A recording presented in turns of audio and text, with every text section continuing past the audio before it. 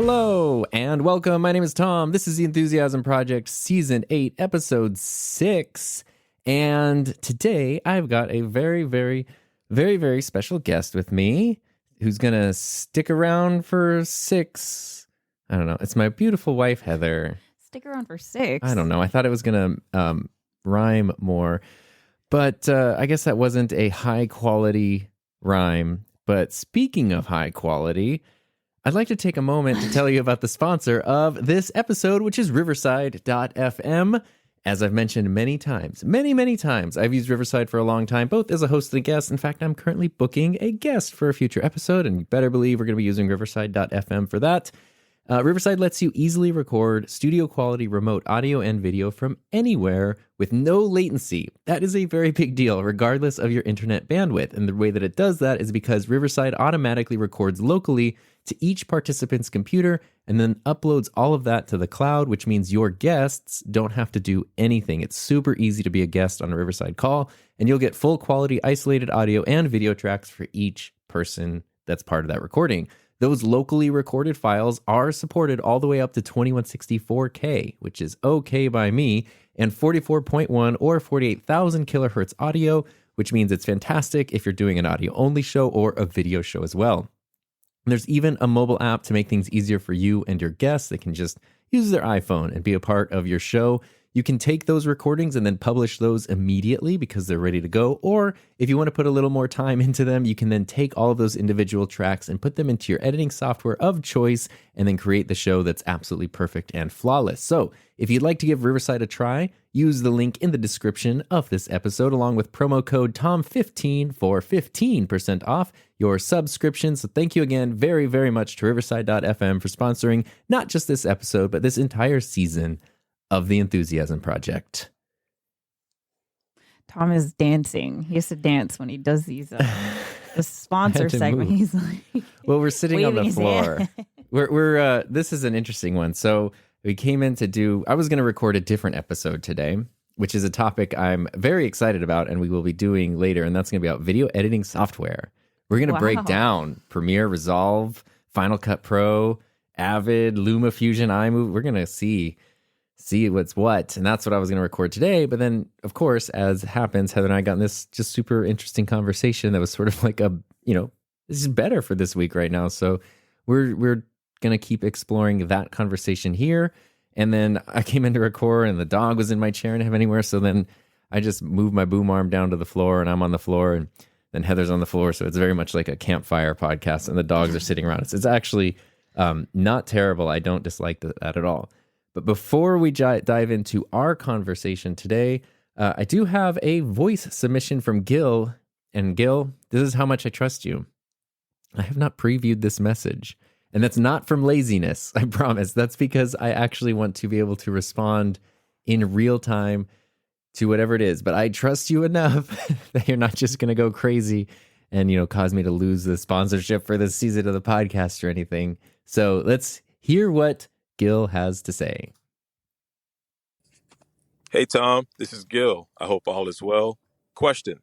Is it true that the longer an HDMI cable is, the worse the signal is? I always hear this every single time I'm shooting an event. There's always an audio video person there saying, "Hey there, buddy. Did you know that those ultra long HDMI cables are going to give you a horrible video?" And I'm like, thanks, person that wasn't hired to shoot this event. I'll consider that next time I'm shooting an event. But I always kind of go back to it and think, is it true? Because I never encounter any issues with my 8 to 10 feet HDMI cables. So I'm asking you, is it true that the longer an HDMI cable is, the worse the video signal is? Thanks. All right, Gil. I'm really glad you answered this question because I have strong feelings about it. The answer to your question, don't worry for the audio or the video people, the techs who are like sweating, waiting for the answer. The answer is yes. Length of a cable degrades audio quality. The follow-up to that is, I don't care, and it doesn't really matter to me. And same thing with Gil. It's never been a problem for me. It is a thing. So in the past, when I had to do events, like I'm thinking high school graduations and stuff, or we would have to run cumulatively like thousands of feet of cable, we would typically run SDI cables because they are better at longer, like a 300-foot run of cable. SDI works really well. But the other bigger benefit to SDI is that it locks in, like the connector clips and locks. So that way, if it gets pulled or something, it's not going to come out as easily. It's just more robust than an HDMI cable is. And it's also easy to cut and like reapply connectors in ways that you can't really do with HDMI. So that was kind of a practical side there. But I also, when we weren't doing those kinds of events, would regularly run very long, 200 feet lengths of HDMI cables, even using really cheap little connectors like the ones, it's like a little connector for like $4 for a 4-pack on Amazon. And you can then string together two like daisy chain HDMI cables. We would do that all the time for different projects around the school, or like quote unquote remote broadcasts, or we needed to be far away. I would just do that and just run all these cheap Amazon HDMI cables, because the thing with HDMI cables, if you go to like Best Buy and they have their like gold rated $120 HDMI cable versus, the Amazon Basics $6 cable, there's honestly like no difference other than the physical quality of like, is the cable like going to melt and get sticky, or does it tangle easily or not? But video quality is unaffected. So yeah, there is something to say about long runs of cable. Video quality goes down. It's never been something I experienced. And I built a whole broadcast studio that was just HDMI cables daisy chained together. And it's still going with zero problems and like the cheapest, crummiest adapters. And it works. And that's the thing that you brought up, is the person who you very wonderfully imitated, who's not being hired, and then telling you, the person who was hired based on your expertise and experience, now they're telling you what to do. It's like the armchair quarterbacking. And those people do tend to be the loudest, the people in the comment section who are telling me how I'm using microphones wrong every week. And it's like, cool. The difference is, though, I'm using my microphone every week. So maybe I'm using it wrong. It doesn't sound as good as it could. Maybe I should, I want to learn how to do things correctly. But also, like, I'm the one doing the thing. You're just sitting there doing nothing and telling me I'm doing it wrong. So, like, yeah, I wouldn't worry about it. It's easy to work with HDMI cables. If it's not giving you any problem, like, that's the other thing. If you're doing something and it's working and it's giving you no problems, and someone shows up and says you're doing it wrong, no, they're wrong. You're doing it fine. At least that's my point of view. Because I think it's important to do things your own way. And that is my way of saying that's kind of what we're going to be talking about today. And as we're talking, just in case you're wondering, I am on the Earthworks ETHOS, which is on the NT1A setting in the Rodecaster Pro 2. And Heather is on the Sona. I was say Sonos. That's something else. That's like what is a Sonos? Like a Bluetooth speaker or something. She's on the Logitech Blue Sona that's running into the Rodecaster on the SM7B preset. So, hello. Hello. Sorry, I know you had to hear my HDMI, my run on HDMI, run on cables with run on sentences. It's okay. I appreciate your patience. So the thing that Heather and I were talking about. What were we talking about, babe? Well, we were doing a tarot card reading. Yes, let's go. That's what it came down to. So Heather got a tarot card deck recently. I did. Why did you get a tarot card deck? Okay, so my whole like new thing that I've been thinking about recently is intuition, because I think one of the things that we have gotten very good at and supported each other with is like trusting our gut. Yes. Right. Because I we're in a space where no one journey looks the same. And it really is about trying all the things and figuring out what works for you. And so there is trust your gut, but I'm really taking it kind of a step further and like trusting your intuition. So it's like, I'm not even sure how to describe the difference of it, but for the tarot cards, it's like, I like the idea of it's almost like getting prompts to potentially examine how you feel about something. That's what we call it. They're like prompts. Because the biggest personal problem, introspection. Yeah, the biggest problem with trusting your gut is like you don't know what that is. Like you have a feeling, but it's like, is it fear? Is it anxiety? Yeah. Is it like, does this mean it's a bad thing? Does this mean it's a good thing? It's like you feel a tickle or whatever, but it's like I don't I don't really know what this means, but, I don't believe that the tarot cards are going to tell me the future or whatever. But it's like, okay, if this card says like, oh, maybe you're feeling creative, maybe this is the time to try new ideas or whatever, and I'm feeling, not good, like, okay, then I'll just ignore that one. But then if I'm feeling, the card says like, if it pokes at something, if it's just a nice way to examine that. And it's funny because every time we've done, I've had them a week, okay, but every time we've done them, Tom and I always apply it to YouTube because obviously that's our thing, right? That's our job. Like, that's our job. It's like what we spend a lot of time thinking about, and it's a huge part of our lives. And so it's been really nice to kind of help me work through my feelings about YouTube, which sounds so bizarre. Like, it's so weird, but I don't know. I'm enjoying them anyway. Well, we did one right before this. You did one that was great and, in line with everything. And then you're like, hey, Tom, do you want to do one? So I said, sure. Yeah. And I did one, and it was a lot about like, it was a lot about like reaping benefits of hard work. Yeah. Trusting your intuition going forward. And things are paying off. And new partnerships and new opportunities and stuff like that. And that the thing that I was then talking about was like, this is interesting because I've been thinking about stuff lately. There's a lot of transition happening. Like, the world of social media is going through a little bit of a transitory phase right now. And that's interesting to think like, well, there's these platforms that can come and go and change, and it doesn't even have anything to do with you the way you're using it. It just, the thing can happen, or things behind the scenes can happen. And then you and I have talked about, there seems to be almost like a bubble that's bursting in like the YouTube space, I guess, the creator space. And then I was telling you about an episode of Jared Spink's podcast, The Hive, that I listened to, which with Michael Soledad, where they were talking about brand deals almost having like too much power. And it just sort of seems like something needs to shift. And I've been sort of thinking about things that I do and do not want to do in the future. And it's been scary because it's that same thing of like, oh, I don't know, this isn't what other people are doing. Should I do this? Yeah, it feels wrong. Yeah, there's no frame of reference, but I know I don't want to do the other thing. So, like, a good example is currently I'm in the planning phase of a sponsored video that should come out early next year. And when I mean planning phase, just like figuring out the idea with the company, which is a very well-known company, but not one that I've ever done not any kind of work with. And the cool thing with the sponsorship is the goal is that we are trying to not just have it be, they gave me money and I'm talking about the thing, but have it be, they did give me money to cover I need to make money, but also to use that as a way of, like making equipment more accessible to people literally all over the world in like different education programs, individuals. Like the sponsored part behind the video means more than just you got a paycheck, than me just getting a paycheck. And I think that's there's nothing wrong with, by the way. No. I've done it.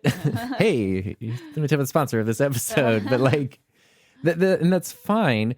But the thing with that though is, I think there's a fatigue that's setting in for both viewers and creators with just like that kind of a model, or just wanting to do something different in general, I guess, is sort of the thing. And I was talking to you about feeling as though everything is becoming the home shopping network. And I feel like that's in my niche, but the more I look around, I realize it's in every niche. Like, there's just... Well, because the precedent has been set, right? Like, a few years ago, like, the idea of someone doing content creation full time was, you got your top creators and that's it. Yeah. But now it's like, okay, the companies have budgets to work with influencers and content creators and people who have, audiences, and like, that's just part of the marketing now. And so I feel like the reason why there is a little bit of the fatigue is because the companies have caught on, right? So it's one thing if it's like the influencers are kind of like, oh, that sounds cool. There's, we're figuring it out as we go. But now it's like, okay, the companies are like, we just need, there's a budget and we need to dedicate it to this many views, or, whatever. We need to work with the creators that are with our vibe, and so you see more. So you see more. It's the thing, like the development. Because I've been at least a part of camera YouTube as a viewer since like 2010 is my earliest memory, which goes to Caleb Pike and DSLR Video Shooter and Film Riot. Those are the two that I really remember, like early on, binging videos and learning a lot from. And in the early days of like when DSLRs could film video, everybody was learning together because it had been this huge leap of the technology shifted, and now suddenly the quality of video that a regular person can make was something that could never have been done before. And so people were jumping on that and then learning how to do it and explaining it. And you were seeing it for the first time, like, oh my God, this looks like what I would normally have only seen in a movie theater, but it's on YouTube and it's crazy. And then they're just telling you how to do it. And so it's really exciting. And so that part of it, where there's this huge shift, that I don't think you can recreate or go back to, because that's a very specific thing that had to happen. And in the decades since, that has become normal. People have built up skill sets. Equipment has gotten better. So now, I mean, the number of channels I find that have 112 subscribers and look like the quality of Peter McKinnon is it's absurd. Like everything looks and sounds good. But what I remember, I'm thinking of like 2014, 2015. I remember,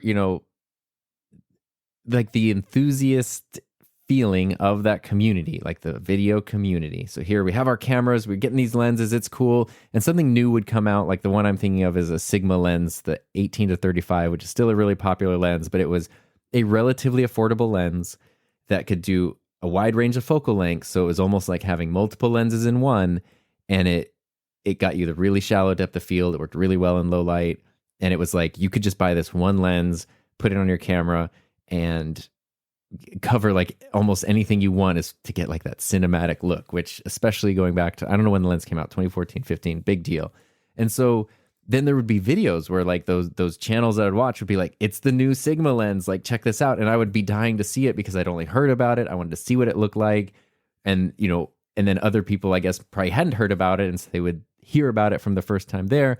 But you could say that that's the marketing arm of the company. I think that was really like people ordered it from B&H and bought it. Like, I don't think it was at that time, it wasn't like they sent this for free or I'm sponsored by them. It was just, I bought the thing and here, let me tell you about it because I got it first kind of situation. And that was so exciting. And to me, it feels like everything now is trying to capture that, but it's not. Like every new little microphone and light and camera body upgrade is not this like game changing, oh my God, whatever. And so you end up with the home shopping network. You end up with videos that are just the home shopping network. And I even went last night and looked up old clips from the home shopping network, because in the late 90s on a weekend, if I were bored, I would watch that whenever they had camcorders on it, because this is the only way I could like see cameras, because there's no YouTube and camera YouTube. So home shopping network, which I knew everything was junk, but I could at least see people talking about cameras.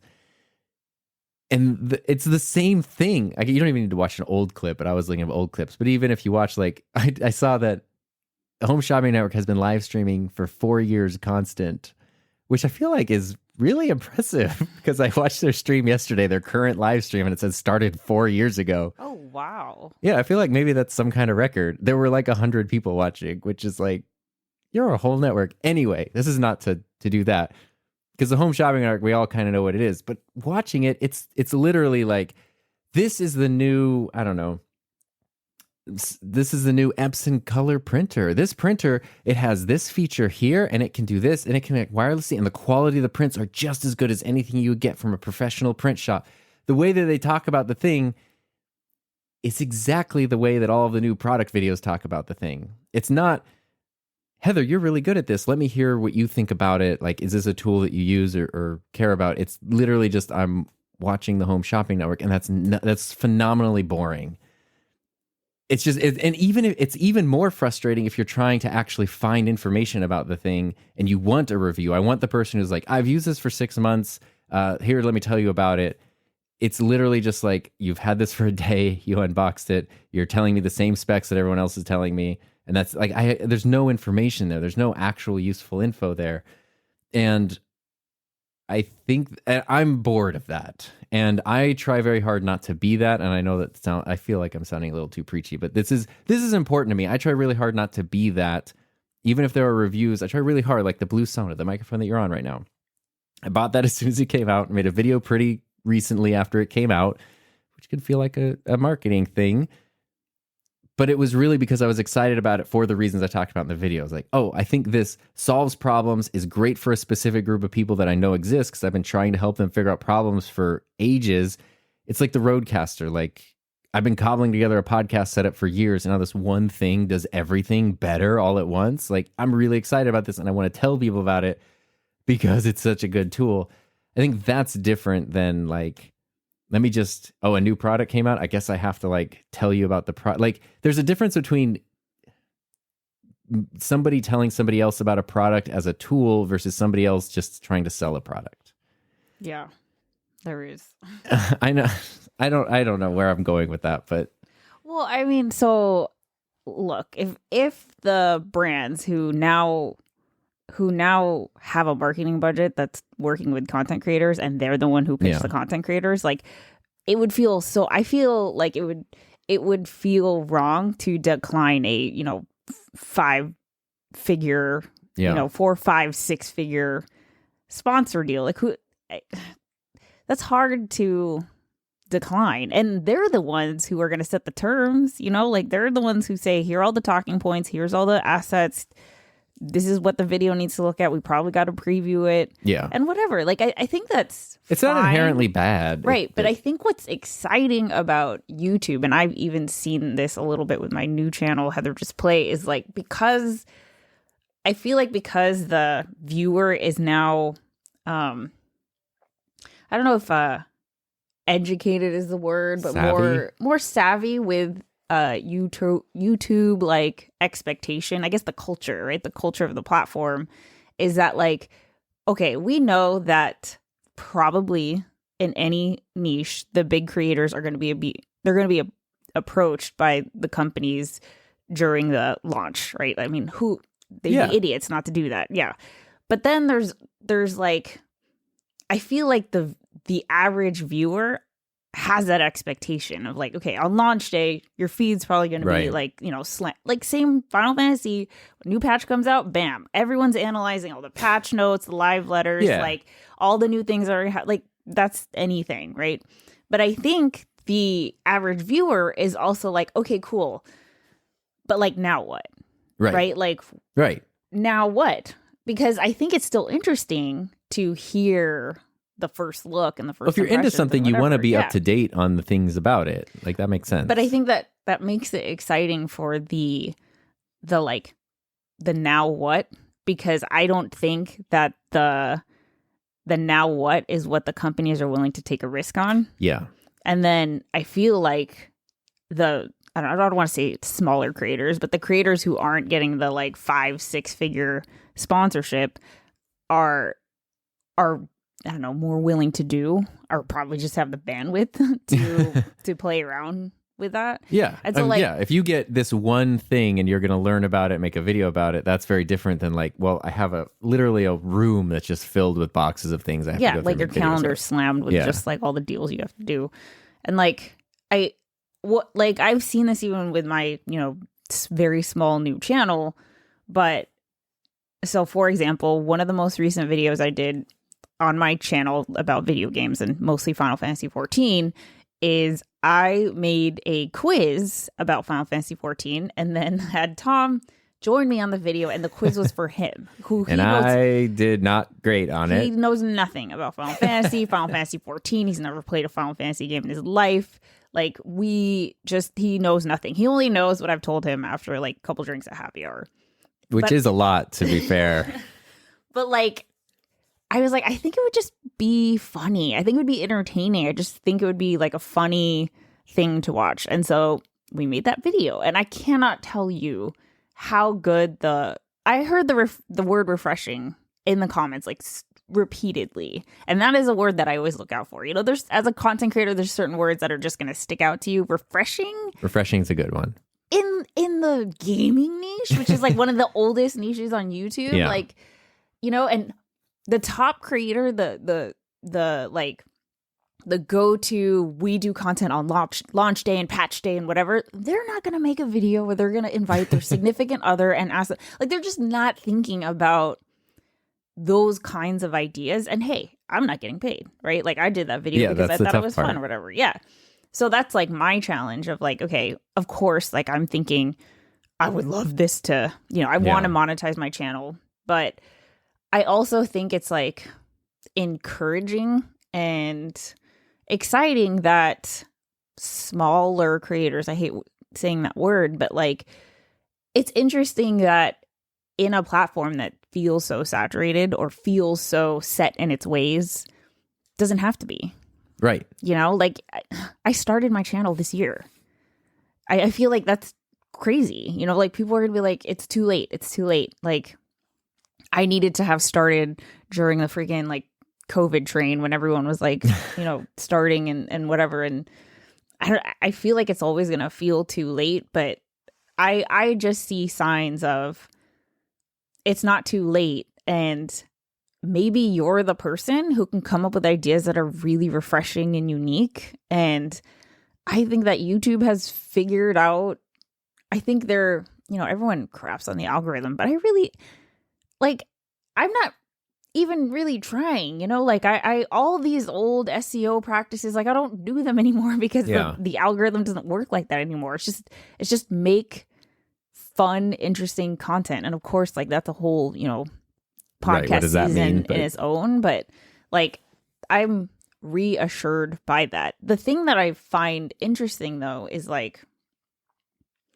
because the culture has been like, there's precedent now, I feel like people are scared to do anything else. Yeah. You know, it's like, I have to make myself brand friendly because the only way to get paid is to get sponsorships or diversify your income. So now I got to sign up for all the things. I got to have an affiliate thing. I need to have a Discord server and I need to have a membership and da-da-da. And it's like, yeah, but like, do you though? Do you want it? Are you doing it because you feel like you have to? Because that, you know, that's the precedent.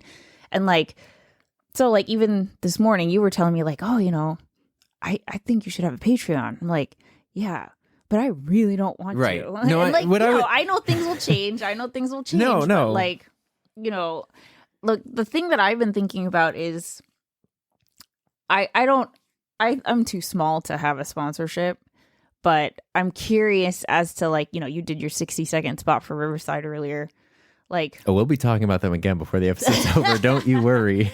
But I mean, like, couldn't I have in that, you know, I quizzed my husband about Final Fantasy 14 video, done a 30-second segment about something that I genuinely use in like something that's relevant, you know? Right. I was telling and have it be an affiliate link. Like there's no contract, there's no sponsor, there's no expectation. They don't have to review the video. It doesn't have to perform a certain amount. Right. Like, and like, you know, it's relevant. It's like you could sign up for any affiliate program. No one has to sign up and there's no like failure to you. Like you don't have to feel bad. Right. No, I think that's what Jared did when I was on his 100th episode of the Hive podcast this week as the guest host. And that's what he was doing. He's not sponsored by anything, but he talked about Ecamm and affiliate link.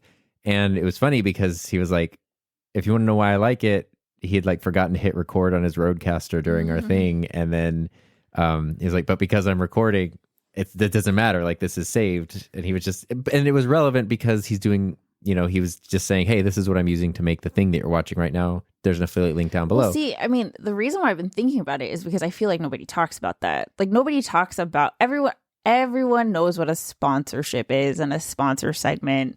And this video is sponsored by, this video is brought to you by. Viewers know that, the platform knows it. Obviously the brands do. Now they have whole departments that are dedicated to like, you know, finding who to sponsor. But how come no one talks about like the affiliate segment where I feel like, okay, of course you are making significantly less money, but you could be more creative. You can like, there's no like expectation. I don't know if you want to talk about this, but like if a video doesn't perform well, I feel like it would make me feel terrible about, Yes. Yes.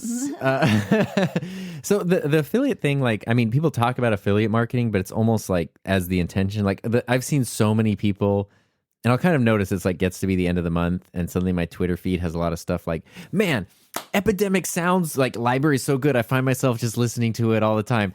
Here's a link, and it's like, see, I've never seen that. Oh my god, I've seen that. so many things that start off as like person telling me about thing they're excited about, and then Boom, affiliate there's link, an affiliate link, and it's like you're only saying that to share the affiliate. That is, and the only person who knows that intention for sure is the person who did it, and that's why it's the context matters. See, I've only heard of affiliate being talked about in like one very specific way, and it's like it's always tutorial based. So it's like, okay, here's how you set up a scene in Ecamm. Also sign up for Ecamm.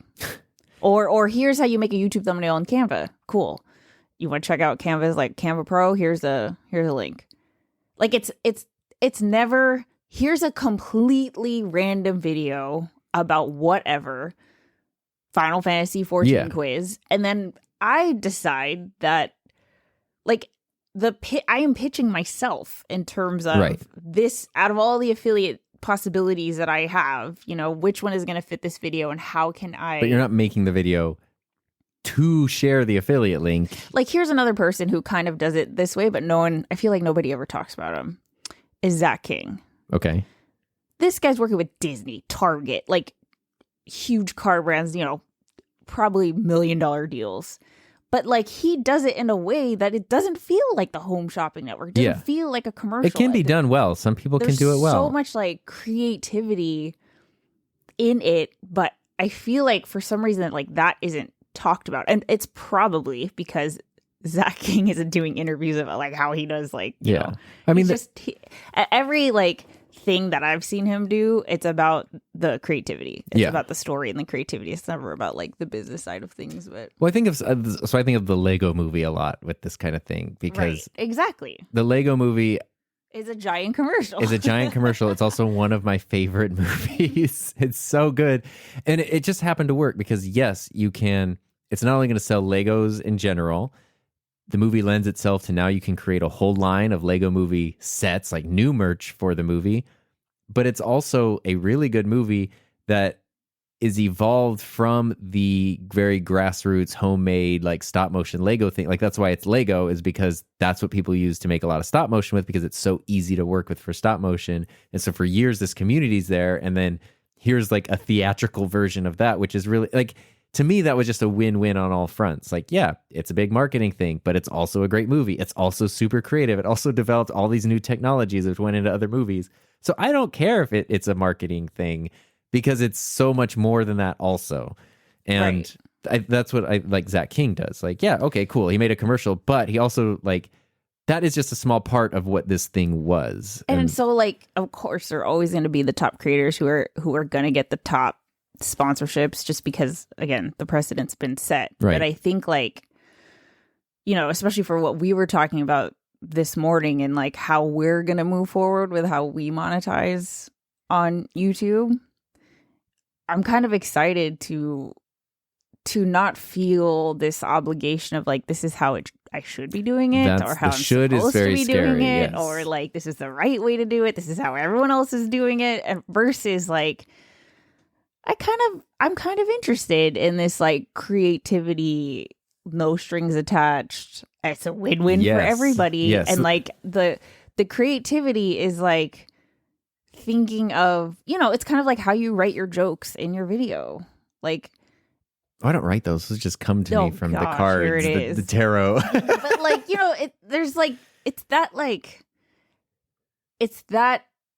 I feel like it's the hard part, right? Because it's different if someone gives you talking points and assets. Cool. Okay. Tell a story. Sure.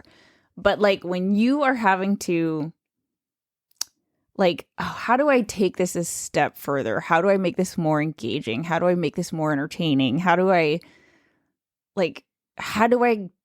tell a story in a way that only I can? Right. to my specific audience? Like, those are all the questions that I'm so excited to just play around in. So affiliate stuff is great. The only downside to that, at least that I've experienced, is people do accuse you of like, people will say, I thought I liked this video, and then I saw the description just has affiliate links in it, so now I know you can't be trusted. I see. I've never seen that. I know your niche is so different from mine. But... I mean, it will happen the more you do affiliate stuff. Like, even more than sponsorships? But that's the thing, though, is even people who get mad I hear the word I feel like as soon as people hear the word sponsored, it's like there's, they're on edge. But it's the same thing. Like, so a sponsored thing, like, I know I've done sponsored videos, and I know what goes into that, and I know it's... Okay, I've made sponsored videos where literally I already made the video, and then I was like, this could be a good sponsor one. And then I ask, like, hey, do you want to sponsor this video? And like, okay. And then I just edit in the video was already done. Like, it clearly, like, the sponsorship did not change the content of the video at all. But Yeah, but people don't know that. I know, but that's the whole same thing with affiliate links. They don't know. Most people are fine with it, but there are people who get weird about it. But the other part of it is, like, literally I've had people in the comments who are like, hey, what is that desk mat you have or whatever? And the easiest way for me to tell them is to literally share an affiliate link, because it's so much shorter. If I just go to the like Amazon product page and copy paste that link, I'm going to get flagged as spam on my own channel because it's such a weird, insane, huge link. And if I'm going to take that and then put it through Bitly or something, like, if I'm already running it through a link shortener, well, why not make it an affiliate link that's already like easy to do on the page? Those like, people are super lame. I know. Though. Like, I feel like it's easy to brush that off because it's pure ignorance. Yeah, I've had people like I had one person for a really long time who every time they shopped on Amazon would just go through my links no matter what they were I've had people buying. reach out too, and they say, I want to do this. Do you have a B&H link? Do you have a this link or that link? Or like, they just go to Amazon, they go through your channel. I've done that. It's no extra thing on them. Yeah. I mean, I've definitely gone out of my way, like, to go through somebody's link to buy something. Yeah, of course. Yeah, signing up for Ecamm, whatever. Right. Or Riverside. But the thing about like the freedom, because the thing with sponsorships, at least in my experience with video sponsorships, on my YouTube channel, which like YouTube sponsorships are very specific, is everybody knows like my ethics state. Everybody knows the policy. There is no secret. Like, that's the policy. That's how every video has been done. I never guarantee views, never guarantee performance. It's just, I'll talk about it's always something I actually use. So it's very easy for me to talk about it because I know about it. So I just tell you about the thing. Like, it's pretty easy and casual. I think that works, and I never guarantee performance. But sometimes, and I try, if I'm doing a sponsored video, I will try, of course, to put that in a video that I think will do well, but it's not like I make a video it's not like I make videos that I don't want to do well. Right, of course. Like, I want every video to do well. I have ideas sometimes, like, this one might do better than others, although I'm usually terrible at judging that. And so I try to go, okay, I think this video might do well. That should be the sponsored one. But sometimes it doesn't. My worst performing video of this year was a sponsored video. Not because I loved the video a lot, and then I added in a sponsor segment, and it just happened to be it just performed awful. And there's no guarantee on my part for any level of performance, so it was fine. Like, I fulfilled every bit of duty of the sponsorship, but I felt terrible. And it's like, I felt ashamed and embarrassed. I started hating the video I made, which I actually really liked. Yeah, you were like so proud of that whole. I loved that video, and I started feeling like it's just a huge failure. And I really started hating that. The only reason I felt that way was because I wanted to deliver for somebody else, right? And so even though again, never heard a word. Nobody was like, "Hey, give us the money back." Like, this video didn't. Never, nothing. I felt terrible and awful, and even apologized because I was like, I'm sorry. I could tell. It ruined a week or two of time. And it's just like, okay, how do I not put myself in this situation Ever again? Because I guess you could just have thicker skin and be like, that's the contract I did everything I'm supposed to do, but I can't. Like, I don't work that way as a human. And so figuring out how to balance that is, I don't know. It's. But see, like, I think that these are the kinds of things that, like, I don't know. I feel like people forget that content creators like have feelings, you know? It's Oh, like, yeah. yeah, like, you know, and my end goal is to do something that I love doing, that I have fun Yes. doing, being able to share that with other people who get it, and be able to have this be a sustainable source of income for as long as I can have it go. Yes. So, yes, I And agree. You told me, oh yeah, when your channel gets 50,000, that I'm not gonna lie, that kind of scares me. I don't need that much. I don't want that much. Like, if it gets there, cool, but like that's not my goal. You know, like I like my little cushy, like I know Tight-knit. everyone. Yeah, like I know the people by name. Like, you know, for my channel, for Heather Just Play, I have to know their YouTube name and their Final Fantasy 14 name. So it's like I can't imagine doing that for 50,000 people. And I feel so comfortable. I feel so myself on this channel, Yeah. which, like, you know, as I'm talking this out loud, okay, I can see how the memberships would, you know. Well, 'cause the reason I brought up memberships, not to push you to do something you want to do, but it was because I was thinking, like, okay, in a perfect world, I would somehow just become independently wealthy at the cost of nobody else, meaning like nobody, nothing bad happened to anyone, but it's just like, hey, Tom, here is $100 million. Okay, cool. I never need to think about money again for the rest of my existence. You Fine. know, we tried to buy that Powerball ticket, but we missed the deadline. Nuts. We didn't have the tarot cards at the time. So, yeah, okay, so money is just a non-issue, and then I just make videos about, which is it's sort of the same videos, just stuff I want to make videos about, like, you know, maybe a little less pressure on performance because it has zero effect on income or anything, but otherwise it wouldn't be that different. It's just keeping it going and sustaining it.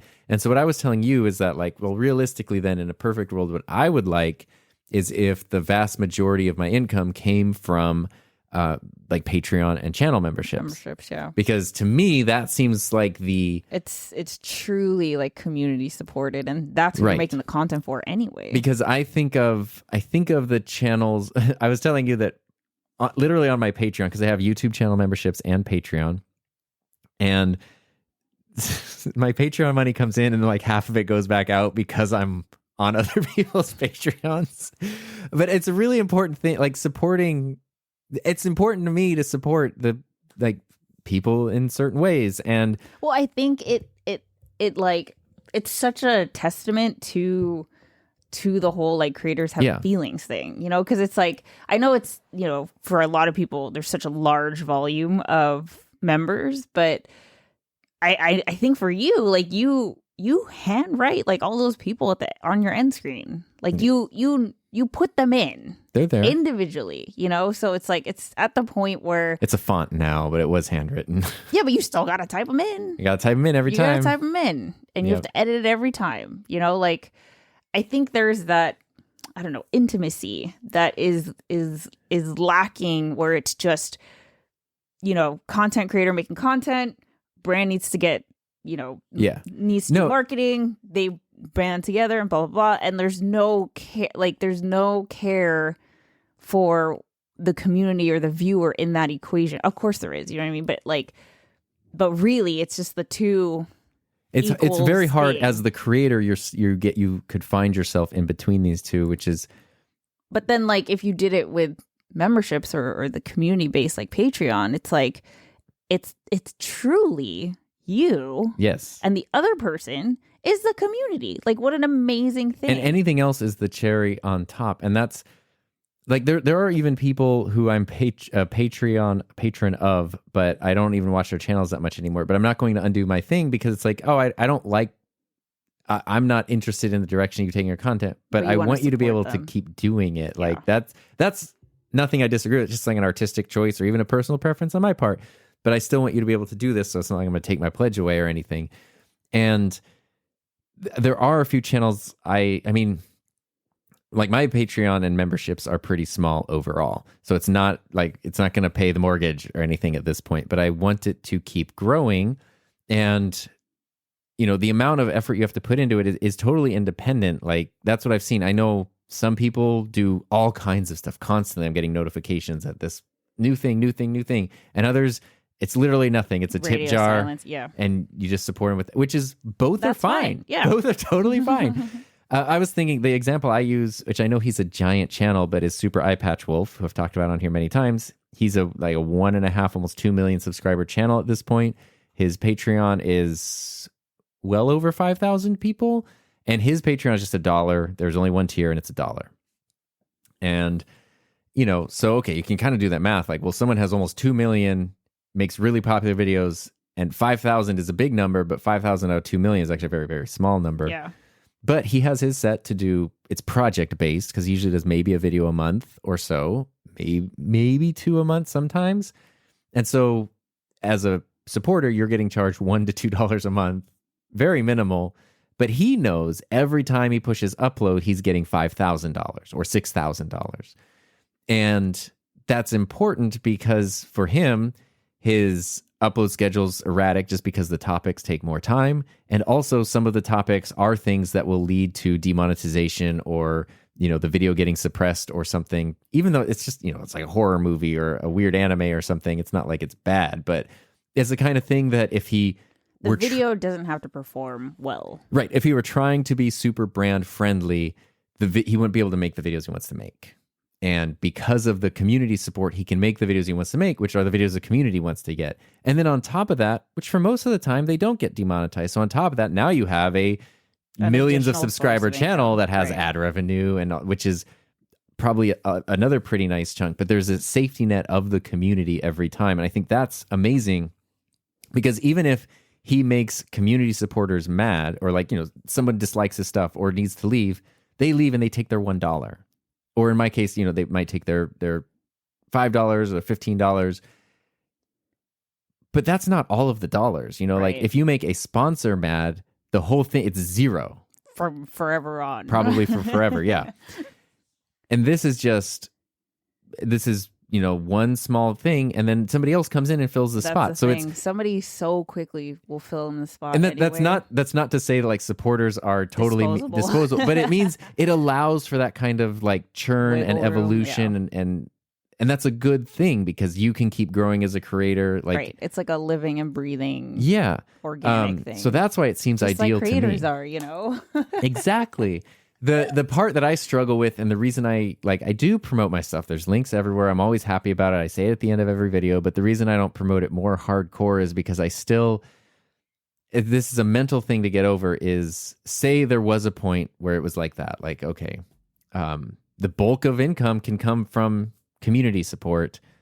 Then I can't get over the criticisms I've seen of that, of well, why do they get people to support them? Shouldn't they just get a real job and do this kind of stuff here? Why do we have to pay them? And I don't have a good answer. Well, that's one of the I did a whole live stream crying after my first car accident because someone this was in 2015, 16. Yeah, 2016, got in my first car accident, got a comment.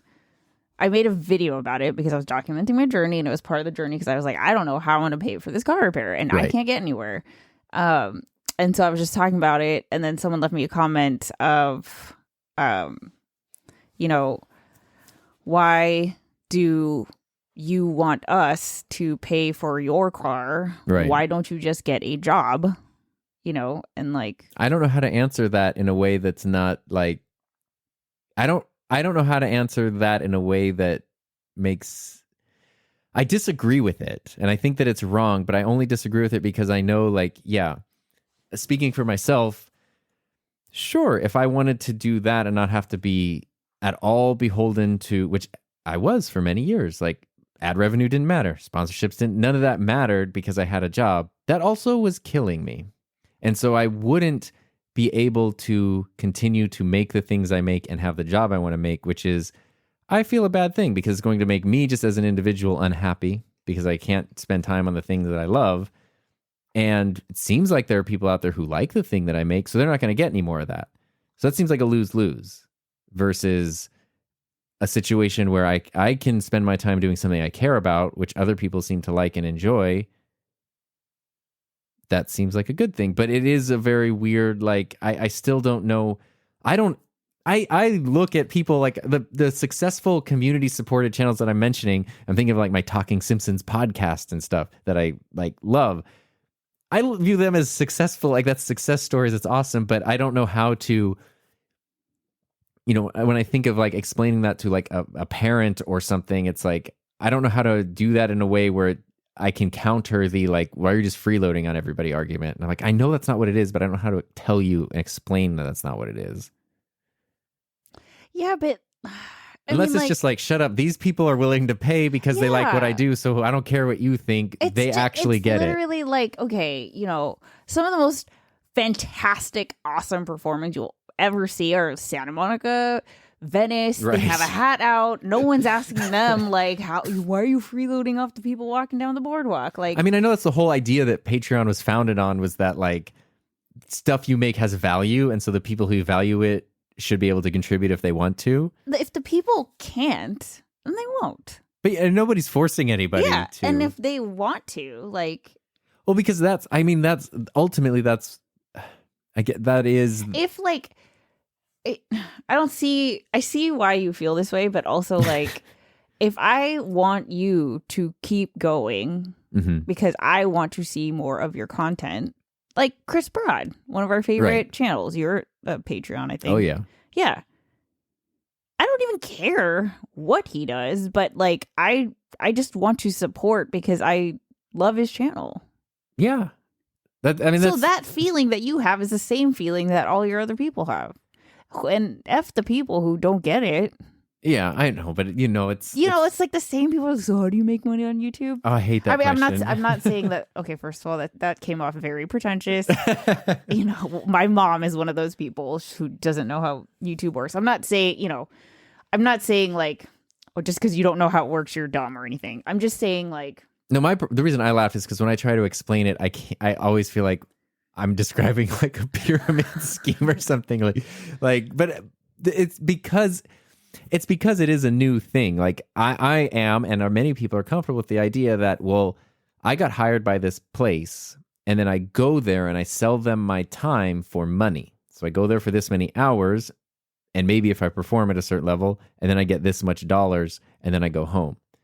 That is very concrete and transactional and has been around for many, many generations, and so people are comfortable with that. This other idea of like, well, I make stuff I love, and because I've spent a lifetime building up experience with it, and then also building up the skill set to be able to create stuff about it, with it, for it, that is just sort of a unique combination of things that lets me make stuff that other people seem to like, and that has value in different ways, and that generates revenue in different, like it's.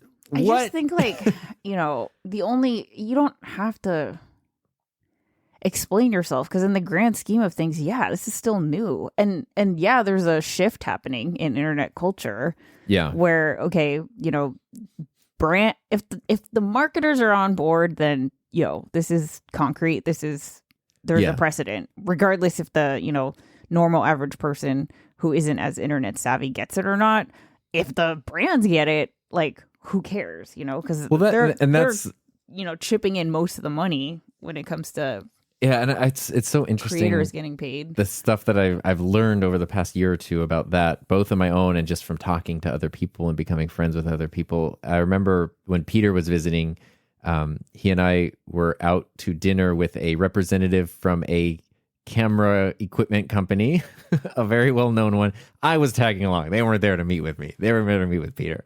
And I was third wheeling it. But it was really interesting because Peter is just so straightforward with like, this is why you guys aren't succeeding in this space this way. And it was great. And I could tell that like the person was trying to sort of counter it, but they were also in a situation where they're not the one making, they're not the CEO of the company. They're like the marketing person who's reaching out to people.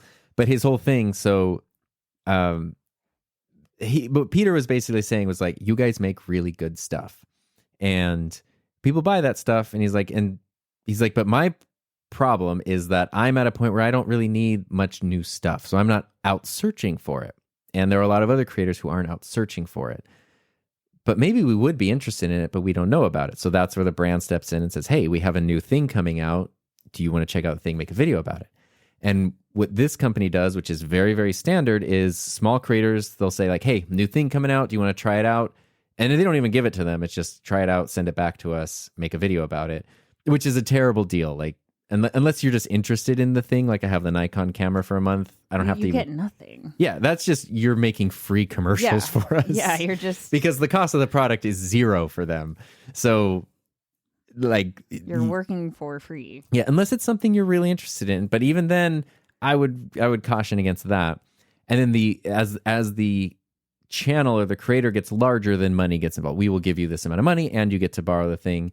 But they were even like, they don't even give the thing to anyone. And Peter was like, that is so dumb, because what you're doing is you're just making a bunch of people create the same content. Everyone's getting the same thing for 2 weeks. They're going to make the same video and send it back and never think about it again. Whereas if you give the thing to somebody, it's not about me getting free equipment, but it's about me having a year or 6 months to discover a place for this thing. Right. It can incorporate in the workflow. Yeah. It's going to be in the next What's in My Camera Bag video. It's going to be on the shelf in the background. It's going to be the answer to the question when someone says, what did you use to do this?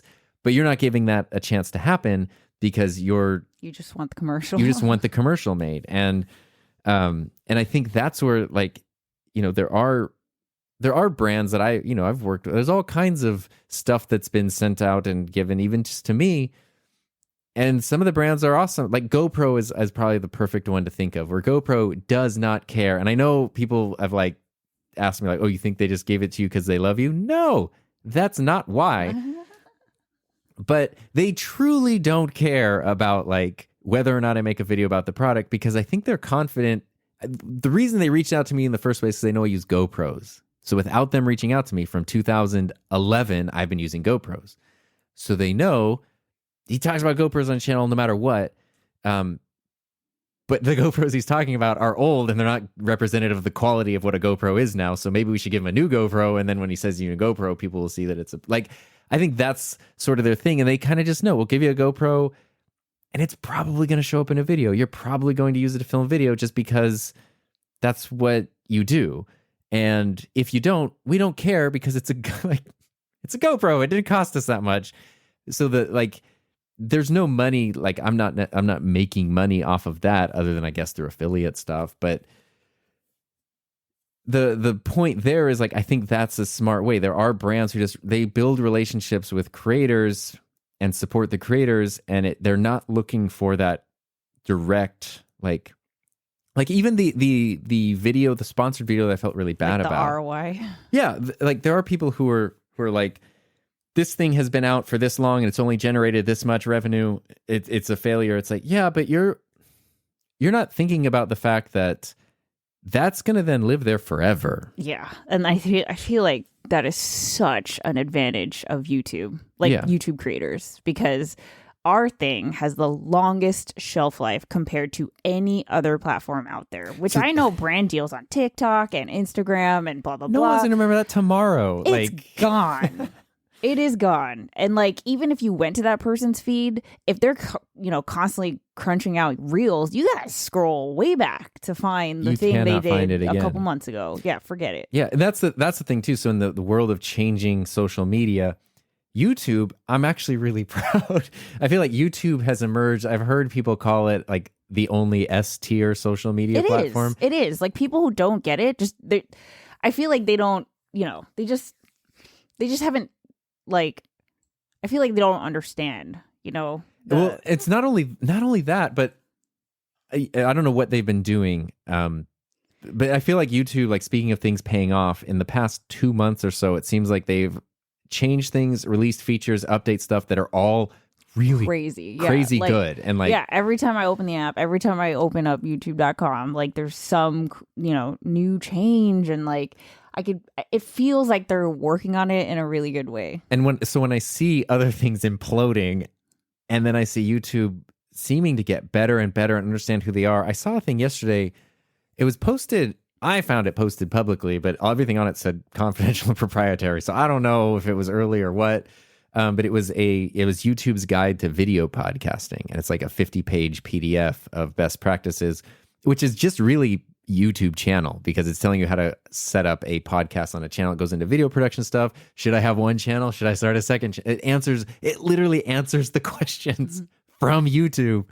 And it's geared towards video podcasts. but it really just applies to anything. And it was so well done and so well structured, and it no other platform has that. No other platform is giving something like that out to creators or publishing a thing like that. Like, and I could tell that was put together. It wasn't the idealist, like, yes, you can monetize your YouTube videos, but there's no discussion of like, well, then you get demonetized in this, and then CPM, RPM. Like, it was a very realistic, like, this is when your audience might want things on the same channel. This is when they might really not like things on the same channel. Like, 2 channels are super hard to work on. Like, you might not be up for, like, it was a very realistic thing. And I feel like other platforms don't have that. Other platforms aren't implementing. Well, so like, I know for a fact TikTok has like a, creator success team. Like, they might not have the, the pamphlets and the booklets, but I don't even think, I think wait, do you have a YouTube rep? Not that I'm aware of. Aren't you supposed to have one now that you're plaqued? I've heard something about that, but I don't. So like, I don't know what the threshold is for TikTok, but I don't think I think it's much smaller than 100K. And then you get like a support person. Rep. Yeah. And because obviously they want you to succeed on their platform. Well, YouTube does give, though, which I've used, is when your channel is monetized, you get access to chat support. Which is like amazing. Yeah, because I was telling you, I had told you about it. We were trying to figure out, when did that happen? Why do you? And it's monetization is the threshold. So once you're in the partner program, you get chat support, which is great. Like, it's super helpful. Like, I'm surprised at how good it is. Like, every time I've had to use it, it's like I've gotten answers immediately. Yeah. So point being, it makes me really proud of YouTube. It makes me confident in YouTube, and it is. Having a YouTube platform, I think, is a very valuable thing. I definitely think it has the highest value. Oh yeah, I mean, so it's the hardest one, but that's why it has the highest value. I feel like it's definitely the hardest one on every level. The creativity is hard, production hard, breaking through discovery is hard. Yeah, like it's hard, but I think that the quick, like, I got 100,000 TikTok followers in 2 months or whatever. I would be willing to bet that the person who maybe gets 2 years to get to that point on YouTube is probably going to be around longer. Yeah. Or be making more than the one on TikTok. Well, because it's I think. But also, this is coming from someone who has never downloaded it. So, I think you and I are on the same page where it's like, it's for us, I don't think it's about making money. It is about sustaining a living, earning a living on YouTube, and wanting to do that for as long as possible. But it's also like it's like a puzzle where all the pieces are there to be able to do that on your own terms, doing things your own way that you're excited about and happy about, and like figuring out I think that combination is a little bit different for everybody. I think that's the reason why we even talk about this is because like the other creators that are our peers, that are doing something that we can be like, okay, we're kind of, doing the same thing. It feels like what we're doing is wrong or different, and then it leads, or I'll speak for myself, it leads me to question, like, maybe I should be doing it this way because, everyone else is. But like, thankfully, I just happened to start a new channel, and I've done everything just the complete opposite. And it's all about trusting, like, intuition. That's it. I'm just trusting my intuition. And I just love how every step of the freaking way it's paid off. And like, that is so reassuring to me, because it shows me that, like, the YouTube that is here today is not the same YouTube that was here 2 years ago. No. And so anyone who's going to tell you, like, this is how you're going to do YouTube, myself included, like, I really think that it goes back to the stuff that isn't easy, like, how do you make engaging creative content? How do you get, well, it comes down to the what person. Is your like, voice? Yeah. Like, who are you? What are you? It's all the stuff that's like, there's no easy answer, and you just have to be willing to want to go through that journey. And it's hard. How many successful channels out there sound terrible on paper? Like, if you describe them, it's like this, why would this, but it's more, wildly successful, but a terrible idea if you wrote it down. But the person, that individual had some sort of perspective, ability, where they could bring it together in a way that just worked. So it's just a reminder to both of us, and I guess anyone who's listening, is like, not only is there not one right way, but the right way that worked for you might not work next year. There are many right ways. Yeah. Like it really is constantly evolving as you change, as people come and go on your channel, as different things inspire you. And it's just, like, I'm really excited for you because I definitely feel like you're at a level up point. I feel like there's in World of Warcraft, you can level up, right? Level 1, level 2, level 3, blah, blah, blah. But this is, for anyone who's played World of Warcraft, in WoW Classic, like the first World of Warcraft, because that's when I played, getting to level 40 was such a big deal because you got a mount. Okay. And it literally, I want to say it at least doubled your movement speed around the World of Warcraft, which it would literally take you 30 minutes to get from one map to the other. Now you have a horse and you can get there in half the time. And you can't get it unless you cross level 40. I feel like 2022 has been awesome. You've just been leveling up, getting the thing. But then I feel a little bit maybe it's just the end of the year or again, that manifestation, those things paying off. But I feel for you, we're on the threshold of the 39 to 40. Oh, that would be nice. It's a little bit, it's not just a level up, but it's a little bit of an evolution happening. I don't know what it is. I can't tell you, but my intuition, Tom, is telling me. Because even just the things that you're thinking about, the comments that you've been getting. It's been interesting lately. I've been able to connect and get feedback from new and different sources that is really meaningful to me. Right. That is only meaningful to you. Right. But it's evidence of this is where it feels right. Yeah, this is proof to me that the thing I care about is connecting in the way I want it to with the type of people that I would want it to. Mm-hmm. And, that's always been the case, through this podcast, it's a much smaller group of people who would listen to this. So that's always been the case here. Obviously, for people who would go to Patreon and stuff, there's always been a certain group that things connect with more. And the same thing is true teaching. You have a class of 49 people. Right. Cool. You're all awesome. But, there's this group over here that just for some reason, things click a little easier. You're their favorite teacher, and there's people who... Yeah, teachers also totally have favorite students. I loved all my students, but there are just some... And it's a weird thing, too, with that, because it's not even necessarily the best students, but it's there are plenty of times where I would find myself preferring to... Or I should say preferring, if say there was an event to sign up for and a student who was less skilled signed up instead of a student who I knew was more skilled, but the less skilled one was I knew they were a hard worker and they're easy to be around. And we just clicked versus the other one where I'd be just sort of feeling awkward the whole time. We had to go on this trip or something. Yeah. It's oh, actually, yes. Which, I would be open to any... We're people, okay? Yeah, I would be open to any student. I tried to make everybody feel good, but there are just people you connect with better and people you do that with better. And I guess the thing I would like is to continue to even more trust that if I were to do things that I think are interesting or important or that I care about, that it will continue to connect with people and organizations in ways that would let me continue to be able to do that. And that is so hard, man. This is, how many years has it been? It's taken us, it's just so hard to It sounds very simple.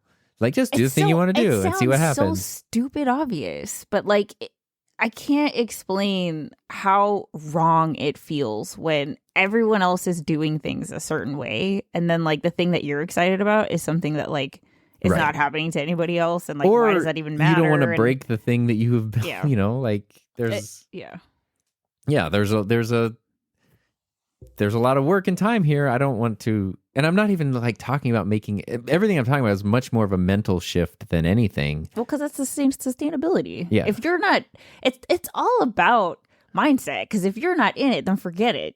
Everything falls apart. Everything. There's no opportunities. You're not making your best content. Like Right. you're going to wake up and you're not going to want to create. Just everything turns from excitement to dread. Like forget it. Yes. You know.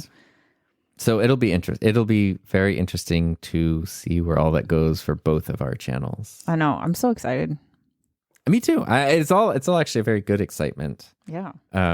And speaking of things I'm excited about, Stupid. I'm also very excited about the sponsor for this episode and this season, which is Riverside.fm. If we were doing this in remote locations and we were not sitting on the floor of the same room, you better believe Heather and I would be using Riverside.fm. And if you'd like to use Riverside.fm, feel free to use the link in the description with promo code TOM15 for 15% off your subscription. Heather, as you're taking a selfie with our dog who's got a big old blep sticking out, do you have anywhere people can find you? Yes. YouTube.com/HeatherJustPlay. Cool. And thank you for being here. I appreciate it. Thank you, everyone, for listening. If you have thoughts about this or feedback, it's always appreciated. So you can do what Gil did and go to himynameistom.com and leave a message, a voice message, which is super simple. You can use the built-in built-in microphone on your computer or your phone. Or if you want to send an email or a message, feel free to do that anytime. Tom@enthusiasmproject.com is always the way to do that. And with that being said, thank you for being here. You look so excited. Thank you. You like. I'm reaching over to push the button for the outro music. I hope you have a safe, happy, healthy rest of your Bye. week, and we will see you next time.